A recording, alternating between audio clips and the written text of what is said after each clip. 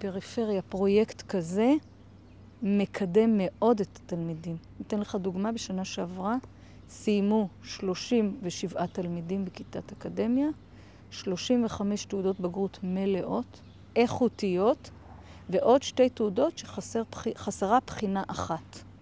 ואחד התלמידים כבר השלים בחורף. זאת אומרת שיהיו לנו 36 מתוך 37, עד שהתלמיד שיתגייס גם הוא ישלים את הבחינה החסרה. ורוב הילדים, גם הבנים, הלכו ליחידות קרביות.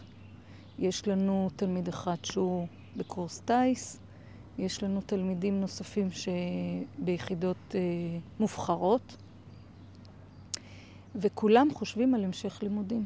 וזה לא דבר מובן מאליו בחצור. להגיד שאני רואה את עצמי יושב באוניברסיטה, יושב באקדמיה, זה לא מובן מאליו. זה רק התוכנית הזאת העלתה למודעות את נושא הלימודים.